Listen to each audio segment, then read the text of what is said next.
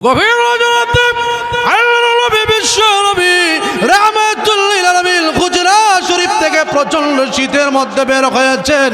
এমনি তাকায়া দেখে একজন বাঁকা হয়ে দাঁড়াইছে, সোজা হয়ে দাঁড়াতে পারে না, হাত দিয়ে কাপড়ের টুকরা কোনো মতে ধরে রেখেছে।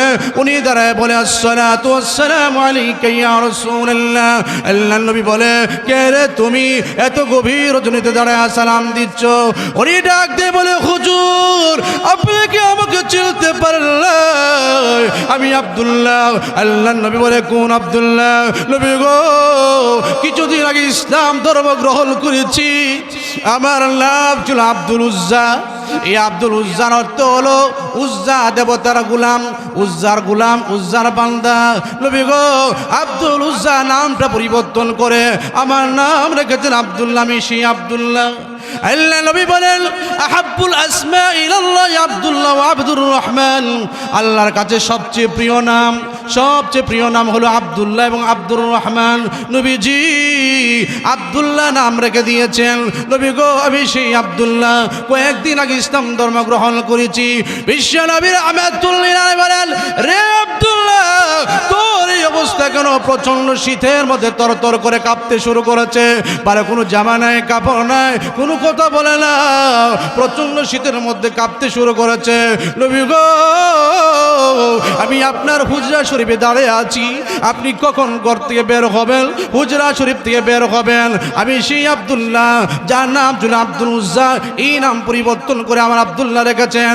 ওগো আল্লাহর নবী, আমি কেন আপনাকে ভালোবাসি, আপনার দরবারে কেন আসা যাওয়া করি? এই জন্য আমার চাচা বলেছে, হয়তোবা মোহাম্মদের দরবারে ছেড়ে দিতে হবে, না হয় বাড়ি ঘর ছেড়ে দিতে হবে। আমি আমার চাচার সামনে দাঁড়ায় বলেছি, হে আমার চাচা, আমি বাড়ি ঘর ছেড়ে দিতে পারবো, প্রয়োজন হলে সমস্ত পৃথিবী ছেড়ে দিব, কিন্তু একটা মুহূর্তের জন্য বিশ্ব নবীর দরবার আমি ছাড়তে পারবো না। বলুন সুবহানাল্লাহ। ওগো আল্লাহর নবী, আমার চাচা আমাকে বাড়ি ঘর দিয়ে বের করে দিয়েছে, কিন্তু যাবার সময় বলেছে, তুই বের হয়ে যা। বলেছে, এই যে কাপড় চোপড়গুলো দেখা যায়, এইগুলো আমাদের টাকায় কিনা, এই জন্য আব্দুল্লাহ রে কাপড়গুলো খুলে রেখা যা। উদ্দেশ্য হলো, কাপড় যদি আমি হারিয়ে ফেলি, লজ্জায় মরে যাব, আপনার দরবারে আমি আসতে পারবো না। ওগো আল্লাহর নবী, আমি আমার চাচার সামনে দাঁড়া বলেছি, হে আমার চাচা, আমি কাপড় হারাতে পারি, ইজ্জত সম্মান হারাতে পারি, আমি সর্ব হারাতে পারি, কিন্তু একটা মুহূর্তের জন্য ঈমান হারাতে পারি না। আজকে যদি কাপড়ে বয়ে বিশ্ব নবীর দরবারে চিনি দিই, আমার চাচা বিশ্ব নবীর দরবারে চিনি দিই, কিয়ামতের কঠিন ময়দানে ঈমান থেকে বঞ্চিত হওয়ার কারণে আমাকে উলঙ্গ করে জাহান্নামে নিক্ষেপ করবে। চাচা গো, কিয়ামতের কঠিন ময়দানে আমাকে উলঙ্গ করে জাহান্নামে ফেলে দেওয়া হবে, আমি পারবো না কিয়ামতের কঠিন ময়দানে এভাবে অপমানিত হইতে। এই অবস্থায় কাপড়গুলো রেখে দিয়েছে। আমি আমার মার সামনে দাঁড়ায় বলেছি, মা গো, ও মা, একটা কাপড় দাও না, আমি কাপড় পরিধান করে বিশ্ব নবীর দরবারে যাব। ওগো আল্লাহর নবী, আমার মা আমাকে এই কাপড়টা দিয়েছে, এই কাপড়টা পরিধান করে কোনো মতে সতর্ক রেখে আমি আপনার দরবারে এসেছি। নবীজি বলে, আব্দুল্লাহ, এই অবস্থায় আমার হুজরা শরীফে আয়, আমার হুজরা শরীফে আয়। নবীজি দুইটা কাপড় দিয়ে বলেন, আব্দুল্লাহ রে, আমি বিশ্ব নবীর ব্যবহৃত দুইটা জামা আমি তোকে হাদিয়ে দিয়েছি। বলুন সুবহানাল্লাহ। আমি বিশ্ব নবীর দুইটা জামা তোকে হাদিয়া দিলাম। এবার নবীজি আব্দুল্লাহ রে, বলতো দেখি তোর কোনো আশা আকাঙ্ক্ষা আছে কিনা? বলে, নবী, পৃথিবীতে কোনো আকাঙ্ক্ষা নাই, আপনাকে পেয়েছি, আপনার নূরানি চেহারা দেখে আমি ধন্য। ওগো নবীজি, তবে আমার একটা আশা আছে। আপনি বলেছেন জিহাদের ময়দানে শহীদ হয়ে মারা গেলে নাকি তার কোনো কবরে সলজব হয় না। আপনি বলেছেন জিহাদের ময়দানে শহীদ হয়ে মারা গেলে কিয়ামতের ময়দানে কোনো হিসাব দিতে হবে না। আপনি বলেছেন শহীদ হয়ে মারা গেলে নাকি তার মৃত্যু কোনো যন্ত্রণা হয় না। ওগো নবীজি, একটু দোয়া করেন না, আল্লাহ যেন আমাকে শাহাদাতের মর্যাদা দান করে। বলুন সুবহানাল্লাহ। এলে নবী বিশ্ব নবী রাহমাতুল লিল আলামিন বলেন মান খারাজা হাজান ফি সাবিলিল্লাহ ফামাতা ফালাহু আজরুল হাজ ইলা ইয়াউমিল কিয়ামা ওয়া মান খারাজা মুতামিরান ফামাতা ফালাহু আজরুল মুতামির ইলা ইয়াউমিল কিয়ামা ওয়া মান খারাজা গাজিয়ান ফি সাবিলিল্লাহ ফামাতা ফালাহু আজরুল গাজি ইয়াউমিল কিয়ামা। কোন ব্যক্তি যদি হজ করার জন্য বাড়িতে বের হয় আর হজের সফরে মারা যায়, আল্লাহ নবী বলেন কিয়ামত পর্যন্ত তাকে হজ করার সওয়াব দেওয়া হবে। আবার কোনো ব্যক্তি যদি উমরা করার জন্য বাড়ি থেকে বের হয়, উমরা সফরেই মারা যায়, নবীজি বলেন কিয়ামত পর্যন্ত উমরা করার সওয়াব দেওয়া হবে। আর কোনো ব্যক্তি যদি আল্লাহর দিনকে প্রতিষ্ঠা করার জন্য আল্লাহর রাস্তায় বের হয়ে মারা যায়, এইভাবে কিয়ামত পর্যন্ত তাকে আল্লাহর রাস্তায় বের হওয়ার সওয়াব দেওয়া হবে। বলুন সুবহানাল্লাহ। আল্লাহ নবী বিশ্ব নবী বলেন আব্দুল্লাহ যা দোয়া করে দিলেন, নবীজি দোয়া করে দিলেন, দোয়া কবুল হয়ে গেছে। তবুকের যুদ্ধে গেলেন, যুদ্ধটা হলো না, নবীজি আব্দুল্লাহকে নিয়ে মদিনা দিকে রওনা হয়ে গেলেন। কিন্তু আব্দুল্লাহ রাস্তায় বড় অসুস্থ হয়ে গেছেন। এই অবস্থায় আব্দুল্লাহ রাস্তায় ইন্তেকাল করলেন। নবীজি বললেন সাহাবীরা রে, আমার আব্দুল্লাহকে কাফন পরা, আমার আব্দুল্লাহকে গোসল দে, আমি বিশ্ব নবী জানাজার নামাজ পড়াবো। নবীজি কথাগুলি বলে বেলে যখন জানাজার নামাজ পড়ালেন, এইভাবে নবীজি রেখে বলে সাহাবীরা রে, আমার আব্দুল্লাহর কবরে কেউ নামবি না, আমি বিশ্ব নবী নিজে হাতে দাফন করব। নবীজি আশেক উম্মত আশেক সাহাবী আব্দুল্লাহর কবরে নেমে দুইটা হাত বাড়ায় বলে সাহাবীরা রে, দে আমার আব্দুল্লাহর আমার হাতে তুলে দে, দে আমার আব্দুল্লাহকে আমার হাতে তুলে দে। এইভাবে হাত উঠাইয়া নবীজি লাশটাকে হাতে নিয়া দাফন করার সময় বলে প্রভু আমি আব্দুল্লাহর প্রতি রাজি, তুমিও রাজি হয়ে যাও। প্রভু গো, আমি আব্দুল্লাহকে এই মুহূর্তে আমার কুল থেকে স্থানান্তর করে তোমার রহমতের কুলে স্থানান্তর করলাম। বলো সুবহানাল্লাহ। আর জোর বলুন সুবহানাল্লাহ। প্রভু আমি বিশ্ব নবীর কুল থেকে স্থানান্তর করে এখন আপনার রহমতের কুলে স্থানান্তর করলাম। এই কথাগুলি দেখে দেখে দৃশ্য দেখে সাহাবীরা কবরের পাশে গুইরায়া গুইরায়া কান্দে। বিশেষ করে সাদ ইবনে আবি ওয়াক্কাস রাদিয়াল্লাহু আনহু বলে, রে আব্দুল্লাহ তোর জীবন কত ভালো রে, তোর জীবন কত ধন্য। যেই জায়গায় বিশ্ব নবী বলছেন আল্লাহ আমি আব্দুল্লাহর প্রতি রাজি, তুমিও রাজি হয়ে যাও। যেই জায়গায় বিশ্ব নবী বলছেন আল্লাহ আব্দুল্লাহকে আমার কুল থেকে স্থানান্তর করে তোমার রহমতের কুলে স্থানান্তর করলাম, এইভাবে সাহাবীরা গুইরায়া গুইরায়া কান্দে আর এই কথা বলে আব্দুল্লাহ রে তোর জীবন কত ধন্য রে, তোর জীবন কত ধন্য, এই লাশটা তোর নয় আমার হতো রে, আমরা সকলেই ধন্য হয়ে যেতাম। নবীজির সাহাবীরা এইভাবেই নবীকে মহব্বত করতেন, ভালোবাসতেন। এই জন্য নবীজির সাহাবীরা এই জন্য এত মহব্বতের প্রাপ্ত হয়েছেন, সব কিছু বিসর্জন দিয়েছেন আল্লাহর দ্বীনের জন্য। নবীকে মহব্বত পেয়েছেন, নবীকে পেয়েছেন, সব কিছু বিসর্জন দিয়েছেন। এই জন্য আজকে আমরা নবীকে মহব্বত করি, শুধু এই কথা মুখ দিয়ে বলি, রসুলের সুন্নতের কোনো ধারা ধারে না। আজকে 80 বৎসর হয়ে গেল, 70 বৎসর হয়ে গেল, মৃত্যুর ধারাপ্রান্তে চলে গেল, এখনো অনেক মানুষের মুখে সুন্নতি দাঁড়িয়ে নাই। ঠিক কিনা ঠিক বলেন ভাইয়ারা আমার, লক্ষ্য করে দেখুন নবীজি বিশেষ একটা সুন্নতি দাড়ি। নবীজি বলেছেন ওয়াফুল লুহা, দাড়িকে লম্বা করো, এক মুষ্টি রাখো। আব্দুল্লাহ ইবনে ওমর এক মুষ্টি হওয়ার পরে বাকি অংশ কেটে দিতেন, এক মুষ্টি অন্তত রাখতে হবে। এই যে দাড়িটা আপনি কি মনে করেছেন এই দাড়ি উসিলা হয়তোবা আল্লাহ তাআলা আপনার কবরে আযাবকে বন্ধ করে দিতে পারে, আপনাকে মাফ করে দিতে পারে। ইয়াহইয়া ইবনে আকসাম একজন বিশিষ্ট একজন বড় মুহাদ্দিস ছিলেন। ইন্তেকাল করার পরে ইয়াহইয়া ইবনে আকসাম হাদিসের দরব দিতেন, হাদিস পড়াইতেন।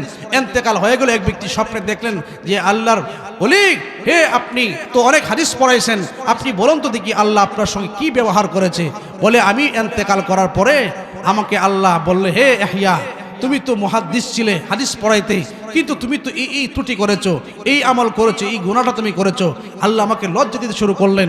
এই অবস্থায় আমি বললাম আল্লাহ আপনার সামনে তো আমি এরকম কথা শুনি নাই, আমি তো এর চেয়ে আরো উন্নত মানের কথা শুনেছি। কি শুনেছো? তখন তিনি একটা হাদিস বর্ণনা করলেন।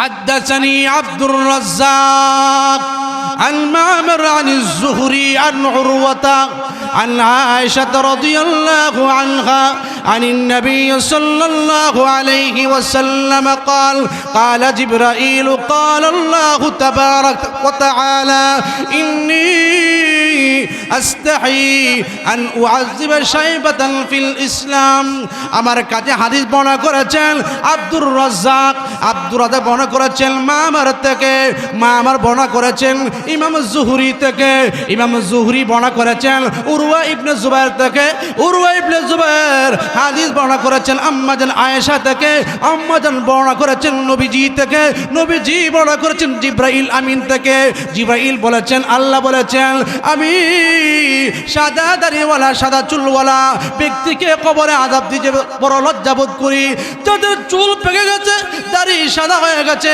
এই অবস্থা যদি ইন্তেকাল করে তাকে আমি আযাব দিতে বড় লজ্জা বোধ করি প্রভু গো আমি একজন মানুষ হিসেবে আমার ভুল হইতে পারে আল্লাহ তোমার সেই হাদিসটা যদি সত্য হয় প্রভু গো আজকে কবরের জিন্দেগিতে আমাকে লজ্জা দিও না মেহেরবানি করে আমাকে তুমি মাফ করে দাও আমার সাদা দাড়ির উসিলায় আমার গুনাহটাকে মাফ করে দাও জান্নাতি বানায়া দাও যে মাত্র এই কথা বলেছে তখন আল্লাহ পাক রব্বুল আলামিন বলেন সাদাকা আব্দুর রাজ্জাক সাদাকা মা'মার সাদাকা জুহরি সাদাকা উরওয়া সাদাকা আয়েশা ওয়া সাদাকা নবী ওয়া সাদাকা জিবরাইল ওয়া আনা আসদাকুল কাইলিন রে ইবনে কাসাম আব্দুর রাজ্জাক সত্য বলেছে ইমাম মা'মার সত্য বলেছে ইমাম জুহরি সত্য বলেছে উরওয়া ইবনে জুবায়ের সত্য বলেছে বিবি আয়েশা আমার বন্ধুর বিবি আয়েশা সত্য বলেছে আমার বন্ধু নবী সত্য বলেছে জিবরাইল আমিন সত্য বলেছে আমি সকল সত্যবাদীর সত্যবাদী আমি মহান আল্লাহ এই কথা বলেছি আমি সাদা চুলওয়ালা ব্যক্তিকে সাদা দাড়িওয়ালাকে আযাব দিতে বড় লজ্জা বোধ করি রে ইবনে কাসাম আমি আল্লাহ রব্বুল আলামিন আজকে তোর কবরে আযাবকে বন্ধ করে দিয়ে তোকে মাফ করে দিয়ে তোর কবরটাকে জান্নাতের বাগান বানিয়ে দিয়েছি বছর কান্না 350 বছর কান্না করে আদম পাইল ক্ষমা যার উসিলাই পাইল ক্ষমা তিনি রাসূলুল্লাহ তিনি হাবিবুল্লাহ তিনি রাসূলুল্লাহ তিনি হাবিবুল্লাহ যার শরীরের গাম জমাইয়া যার শরীরের গাম জমাইয়া আতর পালাইতেন সাহাবা যার উসিলাই পাইলেন জান্নাত তিনি রাসূলুল্লাহ তিনি হাবিবুল্লাহ তিনি রাসূলুল্লাহ তিনি হাবিবুল্লাহ কুল কায়নাত মাওলার পাগল কুল কায়নাত মাওলার পাগল আল্লাহর দোস্ত মুস্তাফা আল্লাহর দোস্ত মুস্তাফা যার উসিলাই পাইলেন জান্নাত তিনি রাসূলুল্লাহ তিনি হাবিবুল্লাহ তিনি রাসূলুল্লাহ তিনি হাবিবুল্লাহ বলুন মারহাবা সকল মানুষেরা আদম নবীকে বলবে আদম নবী আপনি আমাদের পিতা আদম আনতা আদম ওয়া আবুনা আপনি আমাদের আদি পিতা আদম নবী গো যাই কিয়ামতের ভয়াবহ পরিস্থিতি আর সহ্য হয় না আপনি দোয়া করেন না সুপারিশ করেন না আল্লাহ যেন বিচার শুরু করা দেয় এই অবস্থায় আদম নবী বললেন না আমি পারবো না যাও নূহ নবীর কাছে নূহ নবীর কাছে গিয়ে বলে না আমি বড় শঙ্কিত আশঙ্কিত আমি পারবো না যাও ইব্রাহিম নবীর কাছে ইব্রাহিম নবীর কাছে যাওয়ার পরে বলবে আমি পারবো না সুপারিশ করতে যাও মুসা কালিমুল্লাহর কাছে মুসা নবীর কাছে যাওয়ার পরে বলবেন না আমি পারবো না এইভাবে শাফাআত করতে আমার ভয় হয় না জানি আল্লাহ আমাকে কি বলে ফেলে মুসা নবী বলবেন না তোমরা শাফাআতের জন্য যাও ঈসা রূহুল্লাহর কাছে ঈসা রুহুল্লাহর কাছে গেলে তোমাদের জন্য শাফাত করতে পারে। ঈসা নবী বলেন না, আমি পারবো না, তবে একজন নবীর কথা বলে দিই, বিশ্ব নবী রাহমাতুল লিল আলামিন উম্মতের কান্ডারি মুহাম্মদ আরবির কাছে যাও, তিনি আল্লাহর দরবারে দোয়া করবেন, শাফাত করবেন। সকলে মিলে বিশ্ব নবীর দরবারে যাবে। আল্লাহ নবী বলেন, আমি আল্লাহর কুদরতি পায়ে সাজদায় পড়ে থাকবো, এমন এমন প্রশংসা আল্লাহ আমার অন্তরে ঢেলে দিবেন, ইতিপূর্বে আমার কোনো স্মরণ ছিল না। আমি আল্লাহ পাক রব্বুল আলামিন দরবারে প্রশংসা করব। নবীজি বলবেন, আনতা রব্বুল আলামিন, আল্লাহ আপনি সমস্ত পৃথিবীর পালনেওয়ালা, আনতা রব্বুস সামাওয়াতি ওয়াল আরদি, আসমান জমিনের মালিক আপনি, আনতা খালিকু কুল্লি শাই, আপনি সকল বস্তুর সৃষ্টিকর্তা, আনতা যুল জালালি ওয়াল ইকরাম, আপনি সমান সম্মানের অধিকারী, আনতা রব্বুল মাশারিকি ওয়াল মাগারিবি, আপনি পূর্ব পশ্চিমের মালিক। প্রভু আজকে কিয়ামতের কঠিন ময়দানে তাকায় দেখেন সকল মানুষ হাই হতাশ হয়ে গেছে, বিচারটা শুরু করে দেওয়ার জন্য আল্লাহ বিচারটা শুরু করে দেন না। এইভাবে আল্লাহর নবী বলেন, আমি এইভাবে যখন শাফাত করব, আমি দোয়া করব, আল্লাহ নবী বলেন, আল্লাহ পক্ষ থেকে বলা হবে, ওগো নবীজি সাল তুতা ওয়াশফা তুশাফা, নবী গো আপনি সওয়াল করেন আমি আপনাকে দিব, আপনি শাফাত করেন শাফাত গ্রহণ করা হবে। এইভাবে যখন শাফাত গ্রহণ করা হবে আল্লাহ পাক রব্বুল আলামিন বিচার শুরু করে দেবেন। কিন্তু বিচার শুরু করে দেবেন, আল্লাহ পাক রব্বুল আলামিন বলবেন, নবী গো বিচার শুরু করব, কিন্তু আমলনামা দেখলেই দেখবো আপনাকে গালি দিয়েছে, আমাকে গালি দিয়েছে, ইসলামের বিধান পরিবর্তন করেছে। আল্লাহ নবী বলবেন, আল্লাহ আপনি আমার উম্মতের একজন আমলটা দেখে নিন, আবু বকর সিদ্দিকের আমলটা দেখে নিন, কত সুন্দর আমল। আবু বকর সিদ্দিকের আমল দেখে মহান আল্লাহ খুশি হয়ে বলবেন, না আমার বান্দা আবু বকর আমল এত সুন্দর, এত সুন্দর আমল, এই সুন্দর আমল দেখে আল্লাহ বিচার শুরু করে দিবেন। আবু বকর সিদ্দিকের উসিলায়, এইভাবে নবীজির উসিলায় বিচারটা শুরু হয়ে যাবে। আল্লাহ পাক রব্বুল আলামিন এলান করবেন, জান্নাতীরা জান্নাতে চলে যাবে, জাহান্নামীরা জাহান্নামে চলে যাবে। এই অবস্থায় জান্নাতীরা দৌড় দিবে জান্নাতের ভিতরে। যখন সকল নবীরা যাবে, আদম নবী যাবে জান্নাতে প্রবেশ করার জন্য, এমনি বলে ইফতাহিল বাব, দরজাটা খুলে দাও। বলে আপনি কে? আমি আদম নবী। বলে এখনো সময় হয় নাই। এরপরে যাবে শীষ নবী, ইফতাহিল বাবা, জান্নাতের দরজা খুলে দাও। বলে আপনি কে? আপনার পরিচয় কি? আমি শীষ নবী, এখনো সময় হয় নাই। নূহ নবী যাবে, বলবে দরজাটা খুলে দাও। বলে কে আপনি? বলে আমি নূহ নবী, এখনো সময় হয় নাই। এরকম ইব্রাহিম নবী বলবে দরজাটা খুলে দাও, এখনো সময় হয় নাই। এরপরে যাবে হযরত মূসা কালিমুল্লাহ, দরজাটা খুলে দাও, জান্নাতে প্রবেশ করতে চায়। বলে আপনি কে? বলে আমি মূসা, এখনো সময় হয় নাই। এর ঈসা নবী যাবে, বলে দরজাটা খুলে দাও, ইফতাহিল বাবা লিআদখুলাল জান্নাহ, দরজাটা খুলে দাও, জান্নাতে প্রবেশ করব। বলে আপনি কে? আপনার পরিচয় কি? বলে আমি ঈসা রূহুল্লাহ, দরজাটা খুলে দাও, এখনো সময় হয় নাই। এমনি বলবে কত নাম শুনি, আদম শুনি, মূসা ঈসা শুনি, নূহ শুনি, ইব্রাহিম ঈসা শুনি, এখনো মুহাম্মদ নবীর নাম শুনি না কেন? উনি এখন কোথায়? বলে এখন তো তিনি সিজদায় পড়ে আছেন আল্লাহ দরবারে। বলে তখন মুহাম্মদ নবী আগমন না করবে ততক্ষণ জান্নাতের গেট খোলা হবে না। বলুন সুবহানাল্লাহ। বিশ্ব নবী রাহমাতুল লিল আলামিন জান্নাতে প্রবেশ করবেন। নবীজি বলেন, কিয়ামতের কঠিন ময়দানে আমি বিশ্ব নবী জান্নাতে না গেলে, জান্নাতে প্রবেশ না করলে পৃথিবীতে আর কারোর জন্য জান্নাত খোলা হবে না।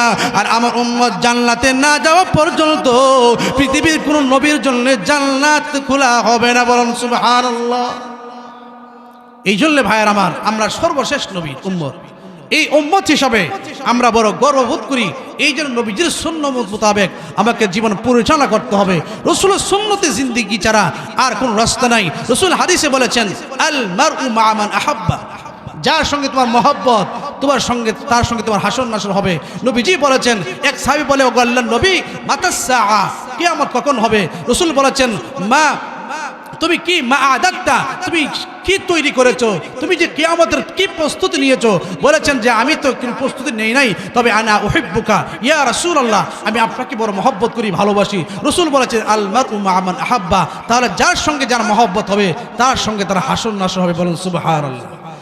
আজকে উলামায়ে কেরামের সঙ্গে উলামায়ে কেরামের সঙ্গে বেগম খালেদা জিয়া তার সম্পর্ক ভালো থাকার কারণে, তার সুসম্পর্ক থাকার কারণে, ইসলামের বিরুদ্ধে অবস্থান না নেওয়ার কারণে, কুরআন হাদিসের পক্ষে থাকার কারণে, উলামায়ে কেরামকে মহব্বত করার কারণে সারা পৃথিবীর মানুষ দেখেছে যে খালেদা জিয়াকে উলামায়ে কেরাম কত মহব্বত করে, জনগণ কত মহব্বত করে। আজকে সুন্দরভাবে সম্মানের সাথে তাকে এইভাবে জানাজা নামাজ পড়ার মাধ্যমে, কুরআন তেলাওয়াতের মাধ্যমে, এরকমভাবে কোরআন খতম করার মাধ্যমে তাকে সমাজের মাধ্যমে সর্বশ্রেষ্ঠ সম্মানিত করা হয়েছে। ঠিক কিনা বেঠিক বলেন? আজকে কিন্তু ইসলামের বিরুদ্ধে যে ফ্যাসিস্ট অবস্থান নিয়েছিল, উলামায়ে কেরামকে নির্দোষভাবে এইভাবে হত্যা করেছে, আয়না ঘরে রেখেছে, পাশাপাশি হক্কানি উলামায়ে কেরামকে বছরের পর বছর তারা বন্দি করে নির্যাতন করেছে, যারা অসংখ্য উলামায়ে কেরামের দাড়ি ছিঁড়ে ফেলেছে, যাদেরকে গুম হত্যা করেছে। আজকে তার কি অবস্থা? দেশে কোনো ঠাঁই নেই, জায়গা নাই, আজকে সে ভারতে বসে আছে। মুহতারাম হাজিরিন, নবীজি বলেছেন আল মারউ মা মান আহাব্বা, তোমার যার সঙ্গে মহব্বত হবে তার সঙ্গে হাসর নাসর হবে। খালেদা জিয়ার মহব্বত ছিল উলামায়ে কেরামের সঙ্গে, খালেদার অবস্থান ছিল ইসলামের সঙ্গে, কুরআনের সঙ্গে। এই জন্য আল্লাহ তাকে দেশের মাটিতে, দেশের ভিতরে স্বামীর সাথে তাকে এইভাবে সমাধি হওয়ার তৌফিক দিয়েছেন। ঠিক কিনা বেঠিক বলেন? এই জন্য মুহতারাম হাজিরিন, সব সময় রাখতে হবে, আমি যা কিছু করি না কেন উলামায়ে কেরামের বিরুদ্ধে অবস্থান করব না, মসজিদের ইমামের বিপক্ষে যাব না, মাদ্রাসার আলেমের বিরুদ্ধে যাব না, ন্যায় সঙ্গত কারণ ছাড়া তার বিরুদ্ধে চরণ করব না, বেয়াদবি করব না। আজকে আবু লাহাব, উতবা, সাইবা, আবু জাহেলের কি অবস্থা হয়েছে? নবীর সঙ্গে বেয়াদবি করার কারণে তাদের ঠিকানা জাহান্নাম। ঠিক তেমনিভাবে আজকে যারা ক্ষমতার লোভে পড়ে, ক্ষমতার আসনে বসে বসে উলামায়ে কেরামকে ফাঁসি কাজ ঝুলাবে, নিরপরাধকে ফাঁসি দিবে, উলামায়ে কেরামকে গালি দিবে, হত্যা করবে, লুণ্ঠন করবে, মানহানি মামলা দিবে, অপবাদ দিবে, এরকম গুম করবে, সাগরে নিয়ে ডুবে মারবে, কিয়ামতের ময়দানে আল্লাহ দরবারে জবাবদি করতে হবে। আজকে খালেদা জিয়া থেকে শিক্ষা নেওয়া দরকার। যারা ভবিষ্যতে প্রধানমন্ত্রী হবে, দেশ পরিচালনা করবে, উলামায়ে কেরামকে মহব্বত করলে তোমার এরকম সম্মান দেওয়া হবে। আর যদি এরকম হাসিনা মতো হও, তাহলে তোমাকে এইভাবে কয়েক মিনিটের ভিতরেই দেশ ত্যাগ করে ভারতে পাড়ি জমাতে হবে। ঠিক কিনা বেঠিক বলেন? এই জন্য মুহতারাম হাজিরিন, সবসময় উলামায়ে কেরামকে মহব্বত করতে হবে। রাসূল অসংখ্য হাদিস বলেছেন আল মারউ মা মান আহাব্বা, যার সঙ্গে তোমার মহব্বত তার সঙ্গে তোমার হাসর নাসর হবে। এই জন্য হক্কানি উলামায়েকে মহব্বত করতে হবে। আল্লাহ নবীকে মহব্বত করতে হলে উলামায়ে কেরামের আখলাক গ্রহণ করতে হবে। হক্কানি উলামায়ে কেরাম যেভাবে বলে সেভাবে চলতে হবে। এই জন্য মুহতারাম হাজিরিন, অসংখ্য সাহাবায়ে কেরাম রসুলকে মহব্বত করে সব কিছু বিসর্জন দিয়েছেন। রসুলের সাহাবায়ে কেরাম, ছোটো ছোটো সাহাবায়ে কেরাম, মাত্র 6 বছর বয়স, মাত্র 6 বছর বয়স, সেই বাচ্চা পর্যন্ত জিহাদের ময়দানে রসুলকে হেফাজত করার জন্য জিহাদের ময়দানে রওনা হয়ে গেছে। বলুন সুবহানাল্লাহ। একজন ঘুমের করে বাচ্চা নিয়ে ঘুমে আছে, হঠাৎ করে বেলাল হাবশি এলান করে যায়, হাইয়া আলাল জিহাদ, হাইয়া আলাল জিহাদ। কে কোথায় আছো? জিহাদের জন্য তৈরি হয়ে যাও। আল্লাহর নবী, বিশ্ব নবী রাহমাতুল লিল আলামিন মসজিদ নবীর সামনে আছে। কে যাবে জিহাদের ময়দানে? তাড়াতাড়ি আসো, নবীজি অপেক্ষা করছে। এই 6 বছরের বাচ্চা নিয়ে ঘুমিয়ে আছে। হঠাৎ করে শুনে দেখা যায় বিলাল এলান করা যায়। বিলাল প্রতিদিন এলান করে, হাইয়া আলাস সালাহ, হাইয়া আলাল ফালাহ, নামাজের দিকে আসো, কল্যাণের দিকে আসো।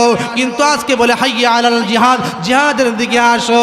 না, আমি কাকে পাঠাবো? বদরের যুদ্ধে আমার স্বামী শাহাদাত বরণ করেছে, এই অবস্থায় আমার বাবা নাই, আমার কোনো ভাই না, তাকে তৈরি করব। মাত্র 6 বছরের বাচ্চা, তাকে তো আমি জিহাদের ময়দানে তৈরি করে পাঠাতে পারবো না। এই কথাগুলি ভেবে ভেবে চোখের পানি যখন বাচ্চার শরীরে পড়লো, বাচ্চা সজাগ হয়ে গেছে। মা গো, কেন কাঁদছো? কি হয়েছে তোমার? তাহলে কি আমার বাবার কথা শোনা হয়েছে? এই মধ্যে বেলাল হাবশি এলান করে গেছে, হাইয়া আলাল জিহাদ, জিহাদে যাওয়ার জন্য। রে আমার ছেলে, এখন বল কাকে পাঠাবো? তোর বাবা তো আগেই শহীদ হয়ে গেছে, তোর বয়স মাত্র 6 বছর, আমি কি করে তোকে পাঠাবো? আমি যে নবীকে মহব্বত করি, ভালোবাসি, আমি যে একজন শহীদের মা হতে পারলাম না, এই দুঃখ আমি কোথায় তুইব, কোথায় রাখবো? রে আমার ছেলে, আজকে যদি তুই উপযুক্ত হতি তো কি জিহাদের ময়দানে পাঠাইয়া কিয়ামতের ময়দানে আমি শহীদের মা হইতাম, এরকম আকাঙ্ক্ষা করতাম, কিন্তু তোকে দিয়ে আমার কিছুই হবে না। বলে মা চলো বিশ্ব নবীর দরবারে যাব। হে মা ওয়াদা করলাম আমি যতক্ষণ আপনাকে শহীদের মা না বানাবো আমি ফিরে আসবো না। চলেন দেখি বিশ্ব নবীর দরবারে যাব। বলে হ্যাঁ চল। এবার সাহাবীদের লাইনে দাঁড়ায় গেছে। সাহাবীর আসছে যাচাই করার জন্য, তাকে দেখে একজন মহিলা 6 বছর বাচ্চা নিয়ে দাঁড়ায় গেছে। সাহাবীরা বলেন জিহাদের ময়দানে কোনো মহিলাকে নেওয়া হবে না, এই বাচ্চাকেও তো নেওয়া হবে না। বলে আল্লাহ নবীকে বলো অনুমতি দেওয়ার জন্যে, আল্লাহ নবীকে বলো আমি জিহাদের ময়দানে এসেছি যাওয়ার জন্য, আমার বাচ্চাটাকে দেওয়ার জন্যে। নবীজি বললেন মা গো, ও মা জিহাদের ময়দানে আপনাকে নেওয়া হবে না, এই বাচ্চাটাকেও নেওয়া হবে না। ও গো আল্লাহর নবী, জিহাদের ময়দানে ডালের অভাব পড়তে পারে, বেঈমান কাফের আপনাকে তীর মারবে, আঘাত করবে, বর্ষা মারবে, ডালের অভাব পড়বে গো নবী। যখন ডালের অভাব পড়বে আমার এই 6 বছরের বাচ্চাটা আপনি সামনে ধরে দিবেন, আমার সন্তানের শরীরে বর্ষাঘাত আঘাত পড়বে, তীরের আঘাত পড়বে, তলোয়ার আঘাত পড়বে, তারপর আপনার দেহ মুবারকে পড়বে না। তুমি গো মেহেরবানি করে আমার সন্তানটাকে নিয়ে নেন। বলে না এখনো সময় হয় নাই, তার বয়স হয় নাই। এই অবস্থা ছোট বাচ্চাটাকে বলে ও মা বিশ্ব নবীকে আমি একটা প্রশ্ন করতে চাই। ওগো আল্লাহর নবী, দুনিয়াতে দেখেছি চুলাতে আগুন ধরাইলে মা চিকন চিকন লাকড়িগুলো আগে দেয়, মোটা লাকড়িগুলো পরে দেয়, এতে করে তাড়াতাড়ি চুলাতে আগুন জ্বলে, আগুন ধরে যায়। ওগো আল্লাহর নবী, জিহাদের ময়দানে আমির হামজাকে পরে দিন, আলীকে পরে দিন, ওমর ইবনে খাত্তাবকে পরে দিন, আবু বকরকে পরে দিন, আমাকে আগে বাড়াইয়া দিন, আমি আগে জিহাদের ময়দানে শাহাদাত বরণ করে যুদ্ধের ময়দানে আগুনটা আমি ধরাইয়া দিই।